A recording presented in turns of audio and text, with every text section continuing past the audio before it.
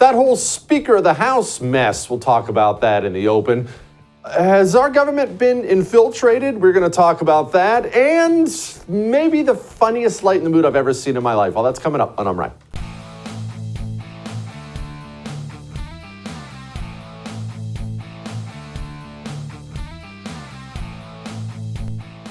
I don't know if you know this, but there are a lot more important things going on in the world than who the Speaker of the House is. No, I'm kidding. I know you know this, but apparently nobody in the political world knows this. Everyone acts like that's the only thing happening. There are more important things happening. And yes, I'll give you my thoughts on the speaker fight in a minute. But one of the most important things we do, at least on this show, is we honor the fallen. Not just the fallen in combat, the fallen in training. The fallen in training get ignored. They do. People just don't think about them, or they're ashamed of them or embarrassed. These people are heroes who died for this country, no different than the guy who charges a machine gun nest. Story no one got yesterday. Alaska. There was a single vehicle crash, 11th Airborne Division, single vehicle crash, training. Again, it was not combat, it was training. 2 dead. Those 2 dead are just as heroic as anybody who dived on a grenade. They are. Those are wonderful people, and we honor their sacrifice today, and we pray for their families. All right? All right. Now let's address something. This whole speaker fight. You see, we don't have one anymore. On this vote, the yeas are 216. The nays are 210. The resolution is adopted. Without objection, the motion to reconsider is laid on the table. The office of Speaker of the House of the United States House of Representatives is hereby declared vacant. Okay. Now, let's get something out of the way first. This is not the end of the world. I'm so floored by how many dorks there are in politics, on TV and radio, and people who write about it. I'm just blown away by this. People who clearly have never lived normal lives with real concerns, families, costs, things like that.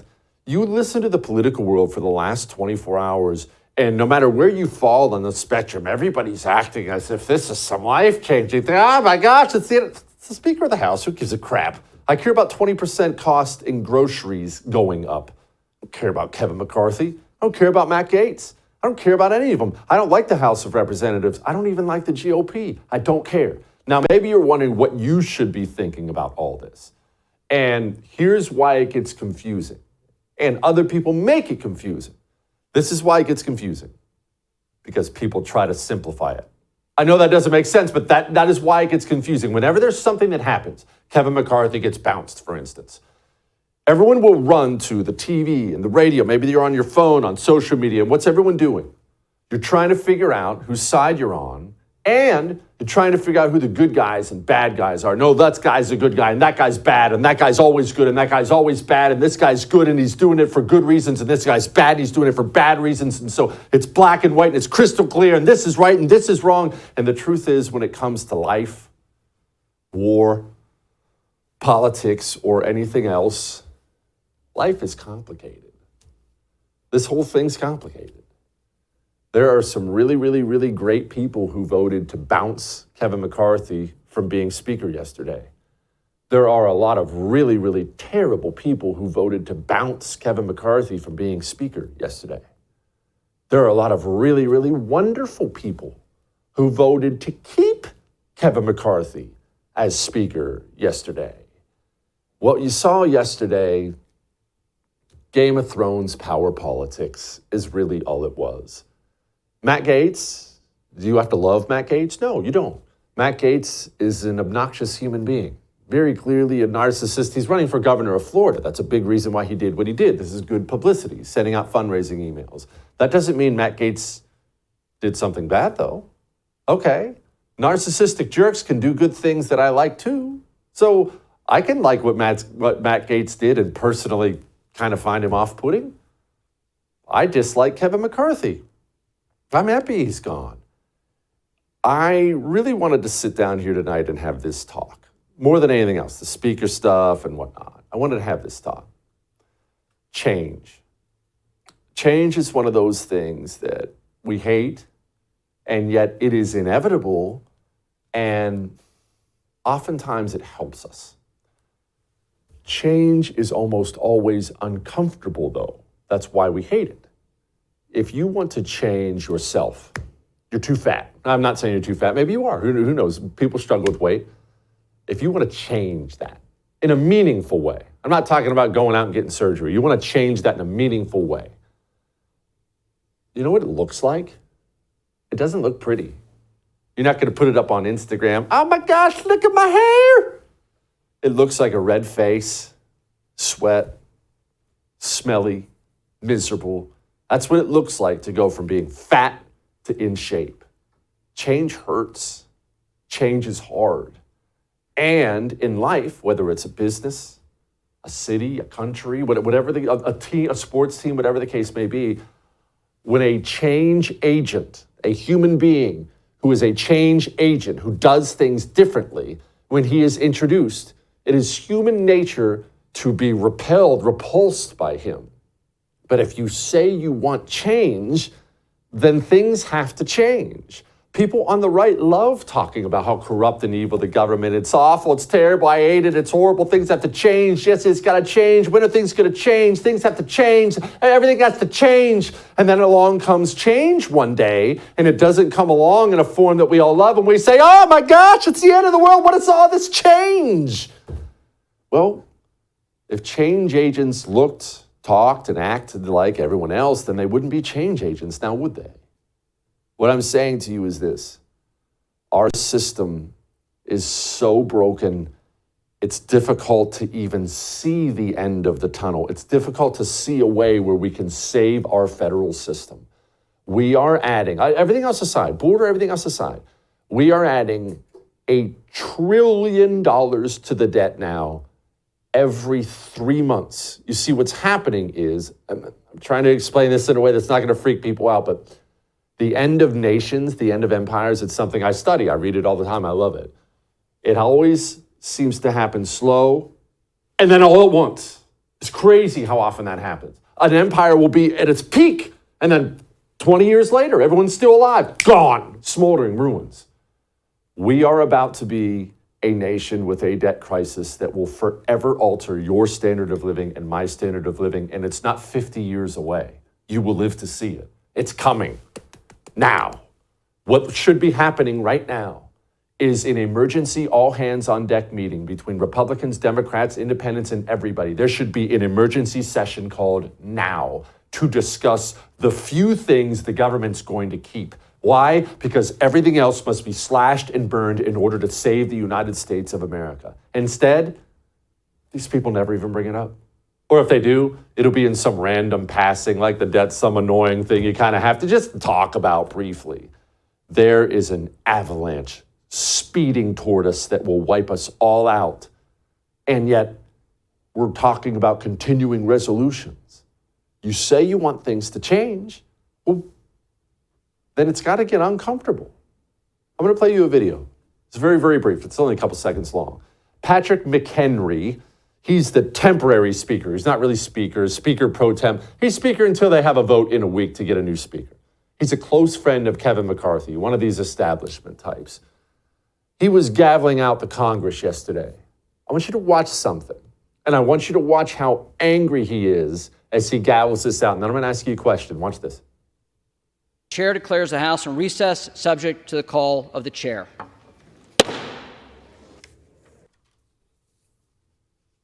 Whew.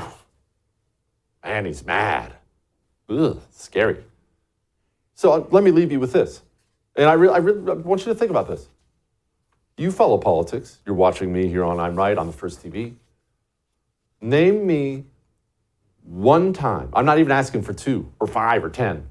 I want you to name me one time in your entire life you saw Republican leadership, not some conservative firebrand, Republican leadership show that level of anger about any of the crimes they commit routinely on the floor of the House of Representatives. Did you see anybody in Republican leadership gaveling like that when the Inflation Reduction Act passed? Obamacare? Gigantic $1 trillion bill after $1 trillion bill? When's that last emergency meeting you remember where Republican leadership, they were so mad, they were gaveling like that about the $33 trillion in debt that's about to end the United States of America? Can you name me even one time? You've never seen it. In order to get that level of anger and emotion and righteous indignation from the Republican leadership, all you have to do is take away the speakership from one of theirs. Oh, then they get mad. So don't ask me to love Kevin McCarthy or Matt Gaetz or the House or how everything went down. Frankly, don't ask me to care.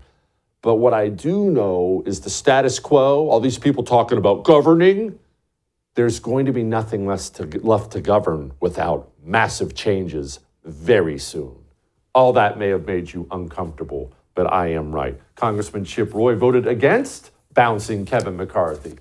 He's my buddy. He's going to join us next. We'll ask him why he did it. Now, let me ask you something. Let me ask you a why. Why do we bank with garbage banks? Because we all do. Like, I'm not pointing fingers. I used to do it too. We put our money in this bank that has an ESG page and they hate our values and they're cutting off bank accounts for gun owners. And well, why do we do that? Well, because we never had options before. Right? It's hard to find options. Now we do. Now there's Old Glory Bank. Don't worry where you are. All 50 states.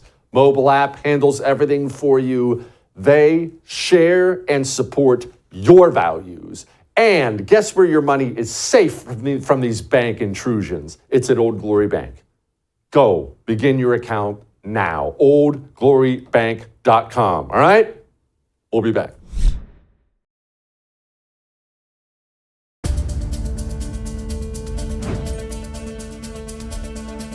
I would also argue that, some of our brothers and sisters, particularly in the, MAGA camp, I think, particularly enjoy the circular firing squad.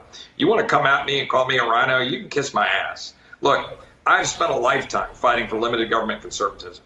I have laid it all on the line. I've not seen my family but for 2 days in the last 30 days. You go around talking your big game and you thumping your chest on Twitter. Yeah, come to my office and come have a debate, mother. You know why? Because I'm standing up for this country every single day. And Steve, I'm not going to give up. I'm not going to go to a nunnery because there were people who were buried over in Normandy who deserve us to stand up for what they fought for. So that's what I'm going to do. And all of you out there who are out there saying what you're saying out on social media, you stick it. I'm going to go down to the floor and do my job, and I'm going to stand up for the people who fought for this country. And I'm going to do it the way I think is right for the people that I represent. That's what I think. Chip's fired up? Well, let's ask him about it. Joining me now, great congressman from the state of Texas, my friend Chip Roy. Okay, Chip, what in the world got your hackles up so bad yesterday after all that dust up? Yeah, Jesse, look, first of all, the reason we're in this situation is that we have Democrats who refuse to work with us on anything rational. They're watching our country burn and they don't care. They literally had one of our own Democrat colleagues get carjacked 9 blocks from this very Capitol. They don't seem to care about securing our community, don't care about open borders, don't care about fentanyl pouring into our communities, don't care about $2 trillion of deficit spending and $33 trillion in debt. They don't care about a blank check to Ukraine continuing to foster a proxy war. These are all things that you would think we would have collaboration on, and we do not. So we are left dealing with a family as Republicans to figure out how to get this done. And what I was reacting to, and it was not my friends Matt Gaetz or Tim Burchett or Andy Biggs or Rosedale or Eli Crane or any of these guys that, took the position they took because they were frustrated with where the place is operating in the status quo. I understand they've used the rules to go accomplish what they wanted to accomplish. No issue with that. The issue I have is when my phones are getting burned down by people being disrespectful to my staff, saying rude things and being frankly threatening and vulgar to my staff because somebody puts out some missive that says Chip Roy is pro-Ukraine because I said maybe we should attach HR 2 border security to Ukraine and make them put their money where their mouth is. I took issue with that. I'm not going to go back down because a bunch of people start lobbying in calls who aren't my constituents. My constituents have a voice, I listen. But these pundits who go out there and take swipes at us when we're trying to fight the fight to actually do something in this godforsaken town, I'm not going to apologize for that. And I'm not going to apologize for standing strong. I will apologize for using language I should not have used. But I'm not going to apologize for the fact that I got angry at the people attacking the people that I love and that are working for me, fighting hard to go achieve what we need to achieve for them. All right, let's talk about what happened in whatever way you can, Chip, because there's a lot of things at play here. And even the 8 who voted to bounce McCarthy all have different motivations and different reasons. I obviously hear many of the same things you hear. Setting all that aside, you didn't vote to bounce McCarthy. Now, you're not exactly some squishy middle-of-the-roader. Explain your reasoning. Well, my reasoning is exactly where we sit right now. We're now forced with most likely adjourning tonight because people have left town, because now Republicans don't have agreement. Now we've got Democrats leaving town for Senator Feinstein tomorrow. There's a federal holiday Monday. I'm still in Washington. I'm not leaving town until there's either nobody here to meet with or until I can not accomplish something. I'll come back whenever we can. My view is we should stay here. We should select a speaker. I didn't think this was the right road to go down at this point. I want to stress at this point, because we have an obligation to do the work that they sent us here to do. We have appropriations bills. We just voted yesterday on the rule to go to do appropriations bills that now we're not doing. I think we need to get those passed. I think we need to set a line in the sand. I think we need to set an agenda against the Democrats. We were working on that. It was not where I wanted it to be yet, but I wanted to let the coach or the quarterback, take us through the fourth quarter and see if we could stick it to the Democrats before that 45 days was up. You know what? It happened. We are where we are now. Now we have a job. Go select a speaker. Don't get wrapped around the axle and all these let's change the rules. Nobody in America cares about that. Pick a speaker, cut spending, secure the border, stand up and stop the proxy war in Ukraine without accountability and making sure we do the right thing there. That's our job, and that's what we should do right now. Okay, where do we stand right now on that? Obviously, I've seen all the news. Everyone else has seen it. Jim Jordan looks like he's throwing his hat in the ring. Steve Scalise looks like he's throwing his hat in the ring. Long-established leadership guys who are going to have plenty of friends behind them. Is there some, I don't know, outsider conservative upstart who might challenge those guys? Or do we even want to challenge those guys? I kind of like Jim Jordan. I like him a lot, actually. Look, Jim Jordan is a very good friend of mine. Obviously, got a lot in common, and we've worked together on a lot of issues, including getting HR 2 through the Judiciary Committee. Probably the best thing we've done this year. Steve Scalise is a friend. Tom Emmer's a friend. Kevin Hearn's a friend. These are good, patriotic, God-fearing Americans that I'm happy to sit down and figure out, where we're going to go. But here's the one thing that matters. Whoever's going to be the speaker needs to put forward a plan that is crystal clear as to what we're going to do to win. I'm tired of not winning. And what I said at the Republican conference meeting yesterday morning was, we cannot go back out to the American people and run on having increased the debt ceiling $4 trillion and having done a continuing resolution of the Nancy Pelosi spending levels and have done nothing on the border and have not impeached Mayorkas or Biden and have not accomplished anything to pull back on the power of a weaponized DOJ and have not done what we need to do on the Department of Defense with respect to the woke, destruction of our recruiting and the morale there. So we can't campaign on that, but more importantly, the American people can't continue to live in that universe. Inflation is killing them, open borders, crime, watching our military struggle. So we've got a job to do. And so I'm demanding of whoever's going to be the speaker, what are you going to do to accomplish those objectives? And that's what I think the question ought to be asked. Chip, obviously people are starting to catch on to this whole debt thing. $33 trillion in debt, everyone knows we just surpassed that. What most people do not know is we've added $1 trillion in 3 months. In 3 months, we've added $1 trillion in debt, interest rates going up. This is exponentially growing, Chip, and it will destroy us all. Are there any emergency meetings about that, or are we all just crying about Kevin McCarthy and his political career? Well, I would say that right now the good news is that a whole lot of the conversation for the last 24 hours has been, besides some of the wailing and gnashing of teeth, has been about those substantive matters. Who's going to get the job done? We cannot continue down this path. Ultimately, at the end of the day, this speakership began to unravel on Memorial Day weekend with a $4 trillion debt ceiling increase in which we did not substantially stop the leftist march. So that's central. Your point is correct, although I would very carefully remind you that it's more like 1.6 or 7 trillion that it has gone up since that time. And look, the reality is it's going to continue skyrocketing if we don't change it. Man, Chip, go get them. Rooting for you. Thanks, Jesse. God bless. You too. All right. Look, we have so much more. We have a panel here. We just got all kinds of stuff to go over tonight. Before we go over all that, let's do this.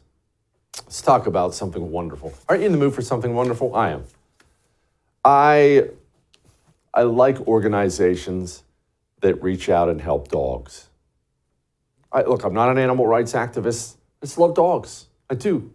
I love Delta Rescue because the system we have in place, an understandable system, admittedly, for dogs that are left on their own, people just drop their dogs off to the side of the road. It's horrible.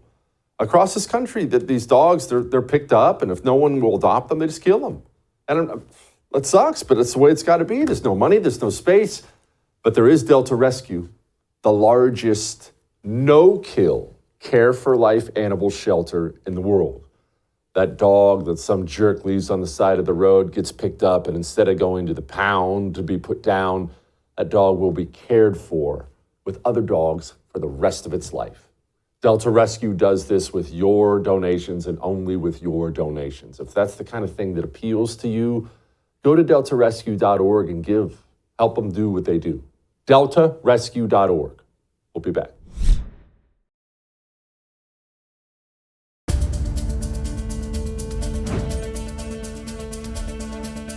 Well, I mean, we heard McCarthy say that he wanted us to bring it on, so I guess we did. I think we should move on and find somebody else. What's paralyzed the House of Representatives has been the failure of Speaker McCarthy. What paralyzed the House of Representatives was not taking up appropriations bills. We left for a 6-week vacation while the appropriations process hung in the balance. And because I forced these people to take a few votes, you think I'm paralyzing the House of Representatives?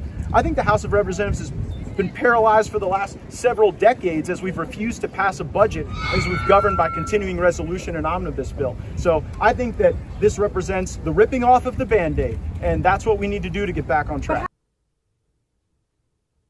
Okay. Joining me now, our senior editor, of Red State, Brandon Morris, contributor Jeff Charles. Brandon, okay, I'll toss it to you first, then we'll go to Jeff on this one. The floor is yours. Look, I don't care. I don't like McCarthy. I don't like Gates. I don't care. I certainly don't like the House of Representatives. I really hate the GOP. I don't like anything they do. I thank them all for entertaining me for 24 hours. I just don't care about any of this. Yeah, that's pretty much the best we could get out of them is entertainment at the moment. Look, I'll be honest with you. I think this was long in coming. This was inevitable. The fact that Kevin McCarthy got kicked out of his office should surprise nobody. He lost the vote 15 times to become speaker before he finally won it. So the fact that people were waiting in the wings to take him down when the opportunity was ripe, again, should surprise nobody. Kevin McCarthy was a Democrat light. The Republican voters didn't want him. His own people in his own party didn't want him. And for good reason. I mean, this is a guy who passes omnibus spending. He's all about Ukraine funding. This guy is Democrat light. I think that this is a good changing of the guard. This is something that was needed. The GOP needed to show that it had teeth, not just the parts of the GOP, but the voters as well who are celebrating this. This all needs to be talked about and approved of. Because we need to send a message to the GOP establishment that the time for you guys to sit back and do whatever you want and wheel and deal with Democrats for your own benefit is over. Now is the time for us to come forward as a party, a party that has teeth, a party that is willing to get America's business done, and be unapologetic about it. Jeff? Yeah, I got to push back against Brandon a little bit. He called McCarthy a diet Democrat. No, he's a Republican. It's the same thing, and it has less syllables. Just call him a Republican. I mean, Most of them in Congress, that's what they are. So to me, like I'm in your boat, Jesse. I don't care all that much because this isn't really going to change much. It is some brilliant political theater, though. I will say that it is entertaining. That gif comes to mind of Russell Crowe in Gladiator saying, "Are you not entertained?" Yeah, this is very entertaining. It's not surprising. I mean, McCarthy has been unpopular with the more conservative wing of the party, but I doubt, even if they get somebody in there who is more conservative and more principled, it's not really going to change a whole heck of a lot. Brandon, people say they love change or want change. We love saying this on the right. The government's broken. It's corrupt. We need things to change. Things have to change. Things have to change. And then the second something does change, we freak out and act as if we're going to lose every election. This is the end of the world. The sky is falling. I don't think that the right actually does want change. I think they want change, but whenever they're presented with it, they don't really care for it very much.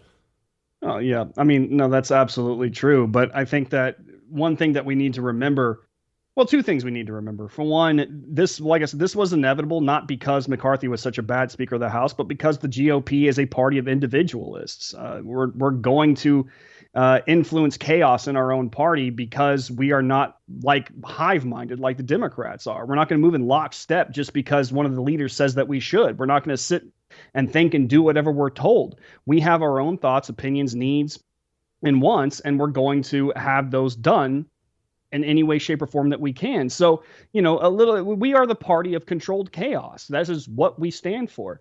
But the other thing that we need to remember is that we're Americans. We are capable of overcoming this. Yeah, this is chaos. It's scary. It's unfortunate. And it'll more than a little inconvenient. But at the end of the day, look, we're going to get through this. We're going to find our way through it. We're going to come out all the stronger for it. Jeff, Matt Gaetz, because he's kind of a D-bag and obnoxious, people get blinded by the fact that even though he's obviously very, very ambitious, he is accomplishing some things and making the right people uncomfortable. I don't need to want to hang out with Matt Gaetz to appreciate when something has stung leadership, which I really despise.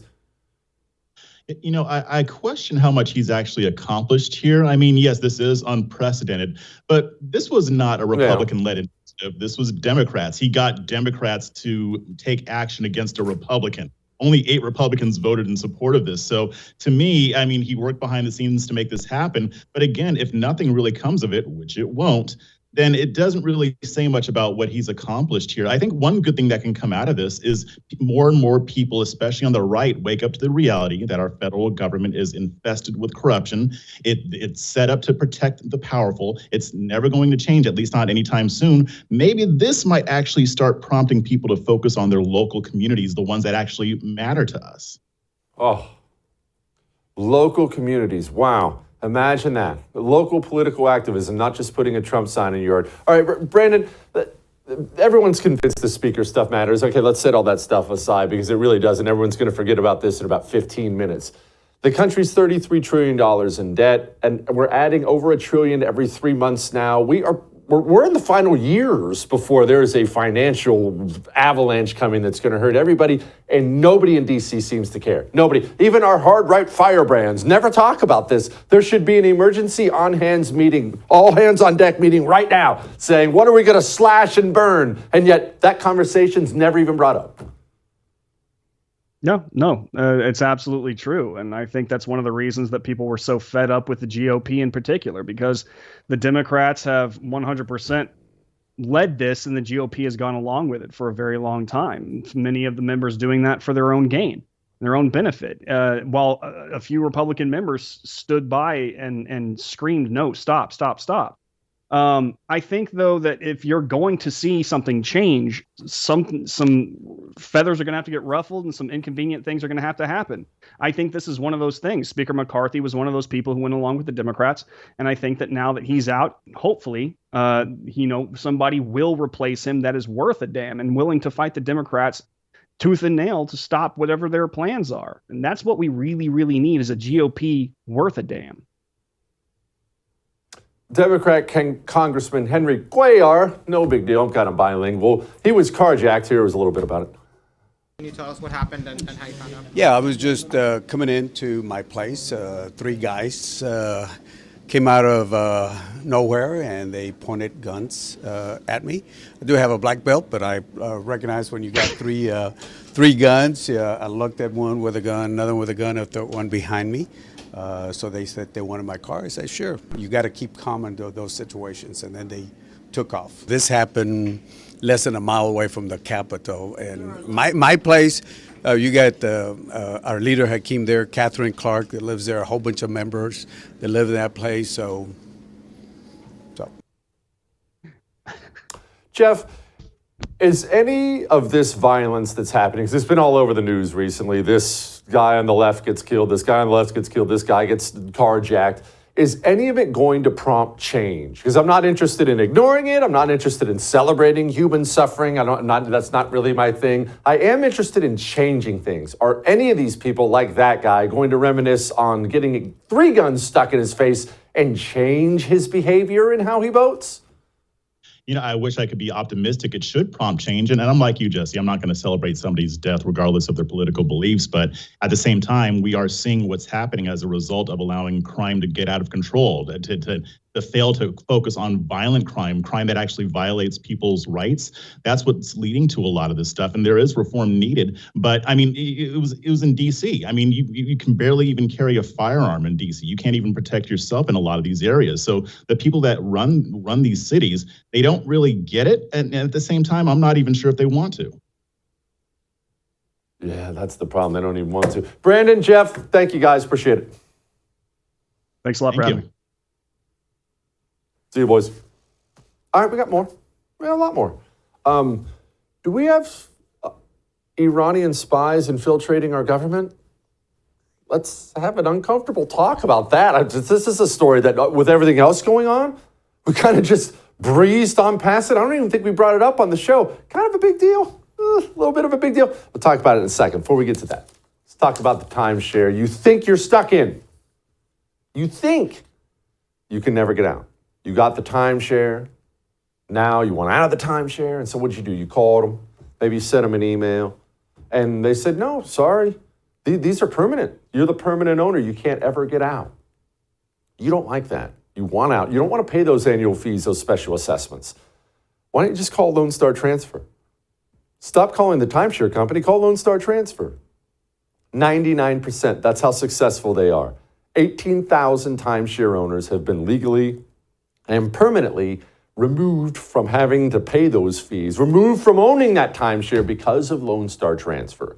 They made one phone call, now they're free. You want to do the same?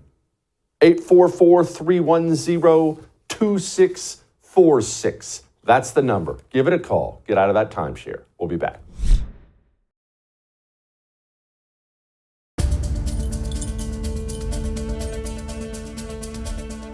Do you believe, as some U.S. senators have said and congresspeople have said, that an Iranian influence operation infiltrated the U.S. government? I do not have any reason to believe an Iranian influence operation infiltrated the United States government. Okay, so did it or didn't it? They're saying it didn't, so that leads me to believe it did. Let's ask Lee about it. Joining me now, Lee Smith, of course, great columnist with Tablet Magazine. Lee, you have an article out, quite a read in Tablet, about an infiltration operation into our own government. Lee, just act like I've never heard of this before. Most have not, sadly. Everyone knows who Jamal Bowman is. No one knows about this. What happened? Yeah, what happened is that in 2014, the Iranians, in particular the Islamic Revolutionary Guard Corps, and remember how much American blood they have on their hands, especially in Iraq, but also in Lebanon and in Iran as well at the very beginning, 1978, 1979. They set up what they call the Iran Experts Initiative. It consisted of several members, several second-generation Iranians spread throughout Europe and the United States who are part of think tanks here in the United States. And they tapped them to influence American officials and other European officials. And one of them, one of these Iran expert initiative operatives, was pushed into the State Department by Biden's Iran envoy, now suspended, Robert Malley, or actually he's rather officially on leave. The security clearances have been suspended in April of this year. He pushed one of them into the State Department, where he was the Iran envoy, and now this operative agent named Ariane Tabatabai is now at the Pentagon, where the office she works in. She's not just at the Pentagon; she is the chief of staff for the Deputy Secretary of State, Deputy Secretary of Defense for Special Operations, meaning that she has top secret and compartmentalized clearances, giving her access to the most sensitive information that the American government holds, including special operations in real time. So it's an enormous scandal. And while I've seen some action by Republican senators, I believe Senator Dan Sullivan, there should be quite a bit more. They should be demanding not only her testimony and Malley's testimony, and they should not only have stripped her security clearances, but they should be lining up serious indictments for this. I mean, this is quite clearly espionage.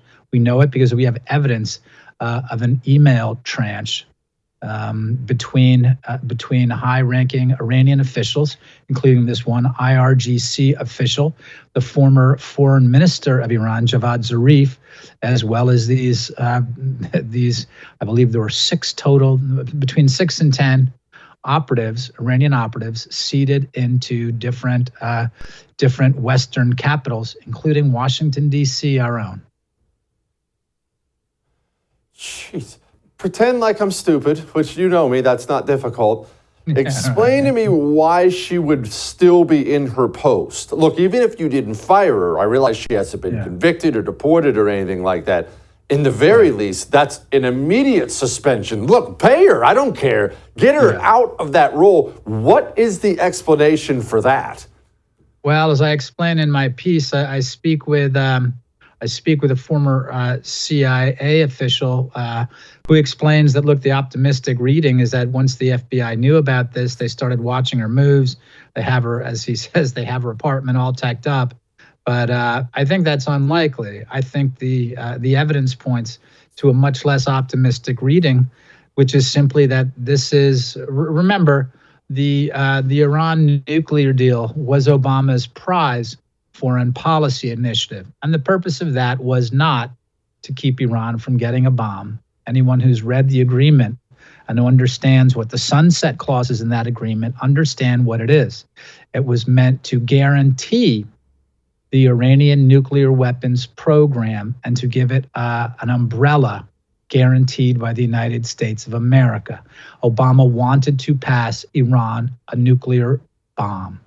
Donald Trump withdrew from that deal in May 2018, and now Joe Biden and his administration are keen to restore that deal, to be able to pass Iran a bomb, to legalize their nuclear weapons program, and that's one of the reasons why they've given them $16 billion over the last month.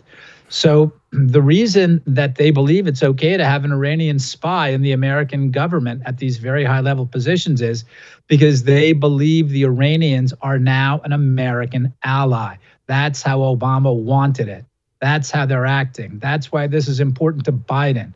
All of the people who are working on Iran, who are now in the Department and the State Department, these were all Obama people. Robert Malley, the guy who's now, again, sidelined with his clearances suspended. This was Obama's top aide on Iran as well. All the same people are back, right? John Kerry, the Obama-Biden faction, they believe Iran is an ally, and that's why they've downgraded relations with traditional American Middle East allies like Saudi Arabia and Israel, and why they've upgraded relations with Iran. They're arming an ally. That's what's happening. It's that simple. And when you hear people in the press describe it, oh no, they're stopping Iran from getting a bomb, it's nonsense. I just want to say so that people understand how to know it's nonsense. There are clauses in that agreement, right, that are destined to expire over time. these clauses restrict certain Iranian activities. The fact that they're designed to expire over the time, they're called, therefore, sunset clauses, shows what it means. This agreement was never meant to stop Iran from getting a bomb. It was to put it under a protective U.S. umbrella so that the Islamic Republic of Iran, in spite of all the blood it has on its hands, in particular from Iraq most recently, so that they would have an industrial scale nuclear weapons program. That's why. Golly. Lee, thank you, brother. Come back soon. Thank you, Jesse. Dang. Pretty eye-opening, isn't it? You know what was eye-opening for me? When I found out that dog food is dead. That there's no nutrition in it. I just didn't know. I've had dogs my entire life. We had Airedales when I was a kid, then we moved on to labs. We had yellow labs and black labs, and now we have this golden doodle, Fred. And we got him good food, as good as we can afford to get him good food. It didn't matter. There's no nutrition in dog food. You give your dog, I gave my dog empty calories. If you want your dog to have vitamins, minerals, omega oils, probiotics, digestive enzymes, if you want your dog to live longer, you have to give your dog Rough Greens. All natural nutritional supplement. You pour it on your dog's food. Your dog will live longer and healthier. Don't we all want that, right? Well, that's what Rough Greens brings us. You'll see physical differences in your dog. The coat, the breath, the energy, the joints, all of it. Don't you see differences in you when you get health? They give out free Jumpstart trial bags. Call them, 833-33-MY-DOG, or go to roughgreens.com/Jesse. We'll be back.